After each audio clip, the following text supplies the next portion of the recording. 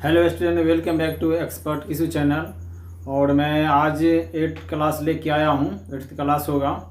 और पहले की जैसे मैं पहले बता रहा था कि है ना, हर क्लास इम्पोर्टेंट रहेगा, है ना, एग्ज़ाम के यानी कि VVIP क्वेश्चन के रूप में रहेगा। और बताया था कि 10 टॉप ही क्वेश्चन लेके आऊँगा।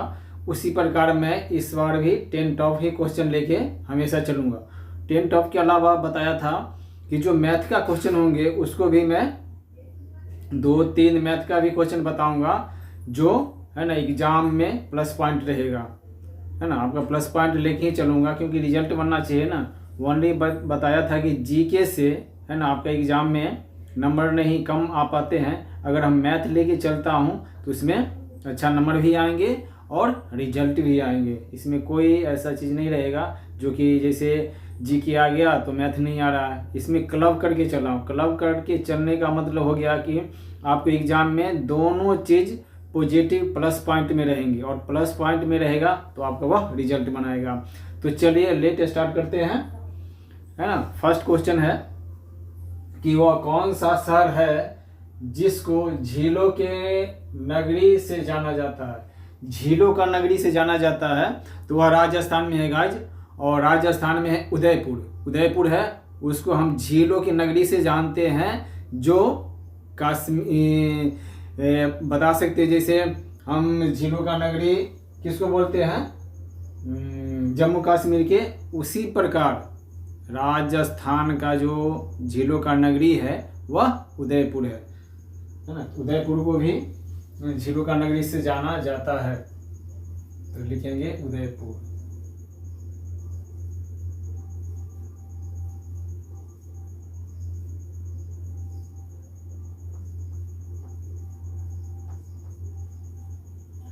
जिसको राजस्थान का कश्मीर भी बोलते हैं। राजस्थान का कश्मीर को हुआ तो, है ना, उदयपुर ही कहलाता है वो। अब है गाइस, देखिए कि आम भारत के अलावा और कहाँ का राष्ट्रीय फल है। जो आम है, जो मेरा भारत का राष्ट्रीय फल क्या है, आम है। उसी प्रकार और सारे देश है जिसका राष्ट्रीय फल आम है। तो एक हो गया पाकिस्तान, जो अपना जानते ही हैं पड़ोसी देश है, और दूसरा हो गया फिलीपींस, है ना। दो देश ऐसा है जो, जैसे भारत का फ्रूट हो गया आम राष्ट्रीय फल, उसी तरीका से जो फिलीपींस है और पाकिस्तान है उसका भी राष्ट्रीय फल है आम। तो ये दोनों चीज़ ध्यान रखना पड़ेगा, क्योंकि कभी कभी एग्जाम में CGL का एग्जाम हो गया या अदर एग्जाम हो गया, इस एग्जाम में पूछे जाते हैं।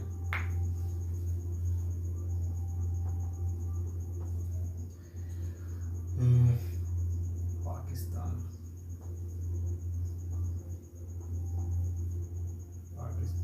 और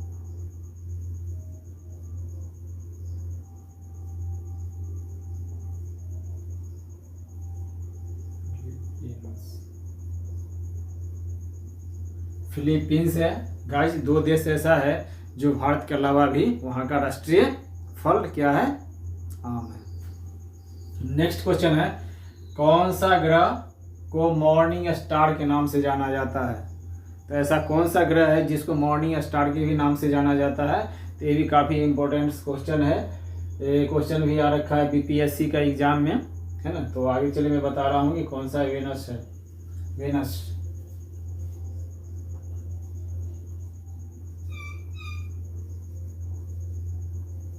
वेनस, है ना।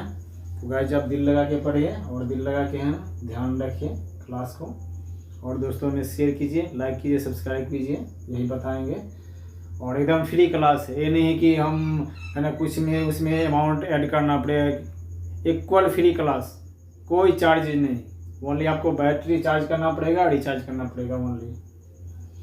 फिर भारत की सबसे अमीर महिला कौन है ना। अपना इंडिया है, तो जैसे अमीर व्यक्ति हो गया, अमीर आदमी हो गया, उसी तरीका से जो भारत की सबसे अमीर महिला के नाम से जाना जाता है, तो सावित्री जिंदल का नाम सुने होंगे, वो है भारत की अमीर महिला।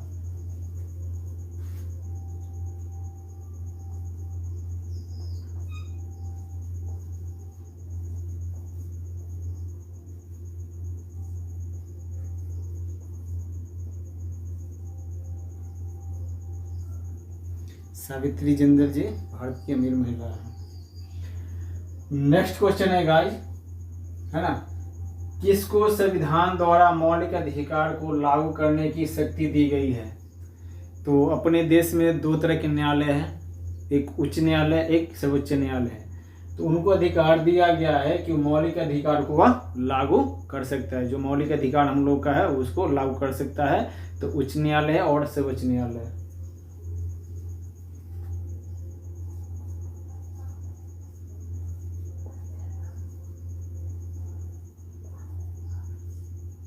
सर्वोच्च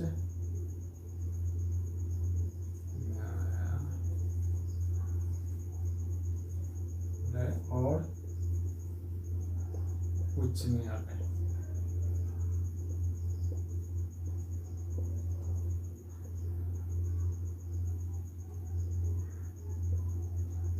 है ना, तो दोनों का अधिकार दिया गया है कि वह मौलिक अधिकार को लागू कर सकता है।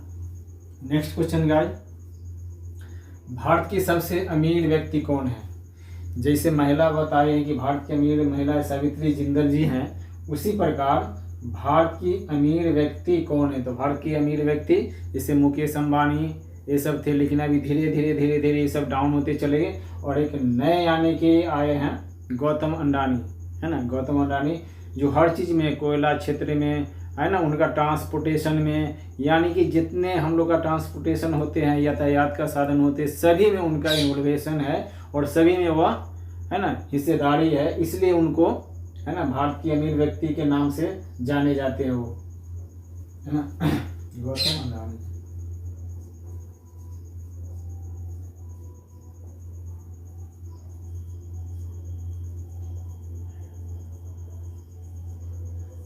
है ना, बड़े फैक्ट्री होते हैं, बड़े फैक्ट्री है, यानी कि सबसे ट्रांसपोर्ट के साधन इन्हीं का, इसलिए इनको यानी कि है ना भारत का अमीर व्यक्ति के नाम से जाने जाते हैं।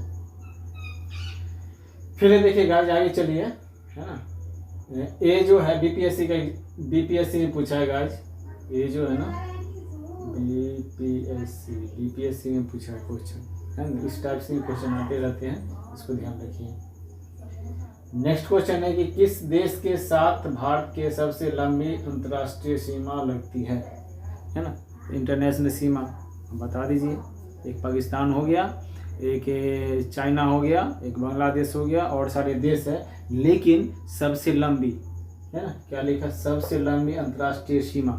सबसे लंबी अंतर्राष्ट्रीय सीमा है वो बांग्लादेश के साथ लगती है, बांग्लादेश।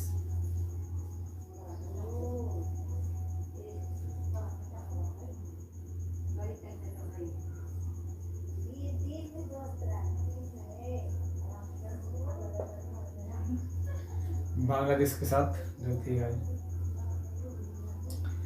नेक्स्ट क्वेश्चन है कि व्यापारिक स्तर पर मछली पालन की क्रिया क्या कहलाती है ना। जो व्यापारिक स्तर पर होते हैं ज़्यादा से ज़्यादा यानी कि मछली पालन होती है, तो वह प्रक्रिया क्या कहलाएगी, तो इसके बारे में बताया गया है कि PC culture.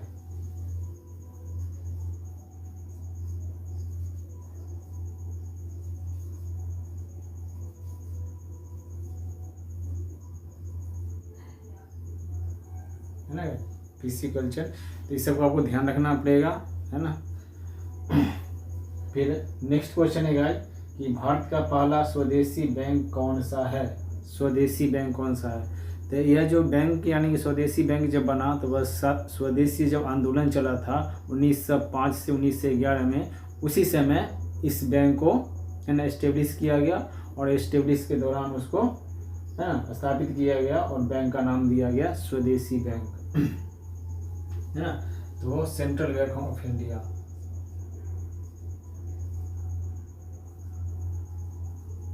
Central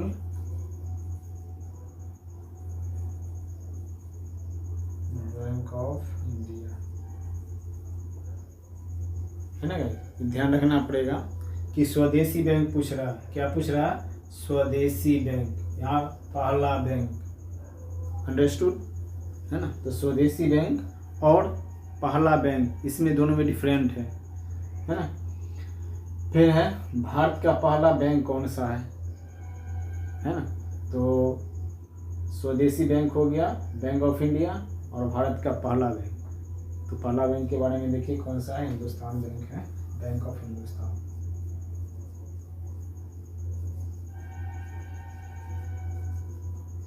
bank of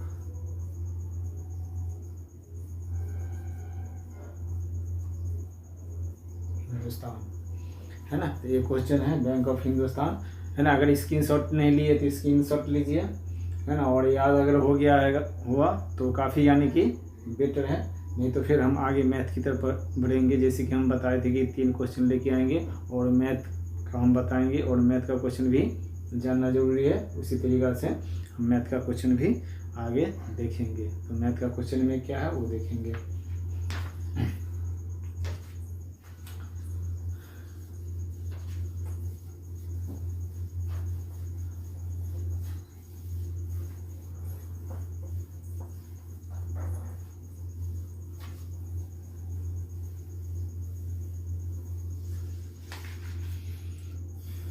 guys बता रहा है 2/3, 3/4, 5/7 है ना, और 4/3।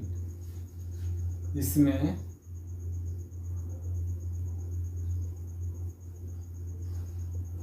सबसे बड़ा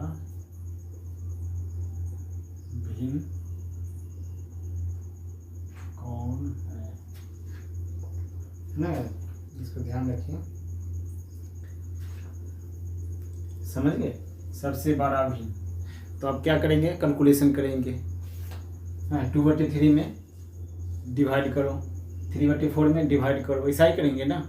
लेकिन यहाँ एकदम शॉर्ट ट्रिक है, जब एग्जाम में पूछेगा तो आपको तो ये करना नहीं पड़ेगा है ना। इसका यानी डिवाइड कितना होगा, उसका डिवाइड कितना होगा, तो उसके लिए फार्मूला है आज।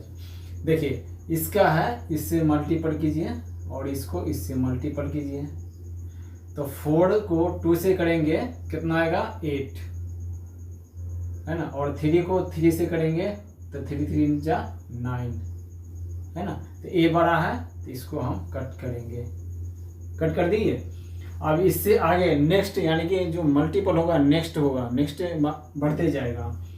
फिर इसको ऐसे करेंगे, इसको मिटा दीजिए। तो फिर इसको ऐसे करेंगे तो 7 3 जा 21 और 4 5 जा 20 है ना।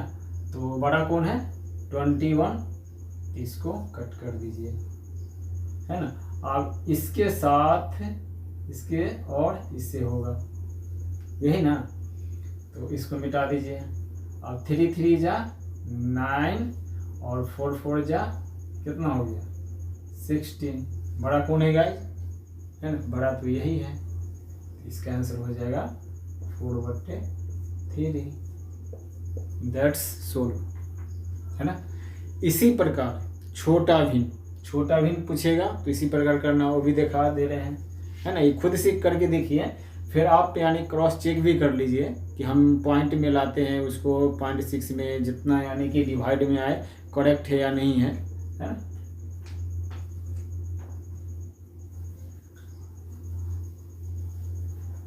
नेक्स्ट है गाय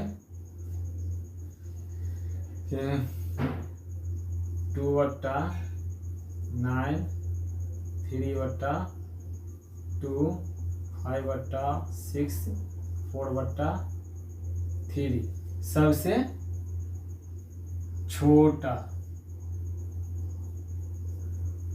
छोटा भिन्न कौन है ना। तो क्या कीजिए, बस सेम टू इससे 2 2 जा 4 है ना, 9 3 जा 27, 27 ही होगा ना। तो ये छोटा है और ये बड़ा है, इसको क्रॉस कीजिए, हो गया क्रॉस। ये मेरा अभी आ रहा है। फिर आगे चलिए, फिर इसके साथ इससे, फिर इसके साथ इससे 6 2 जा 18 और 9 5 जा 45, 45। कौन छोटा है, ये छोटा है, ये बड़ा है, इसको क्रॉस कर दीजिए, यही कहेंगे ना। फिर इसको इससे और इसको इससे और इसको मिटा दीजिए। 3 2 जा 6 और 9 4 जा क्या होगा 9 चौक 36। ये हो गया। कौन बड़ा है? ये बड़ा है, ये छोटा है, ये क्रॉस हो जाएगा। आपका आंसर यही होगा, यानी कि सबसे छोटा कितना हो जाएगा 2/9। That's solve. अंडरस्टूड? आगे चलिए।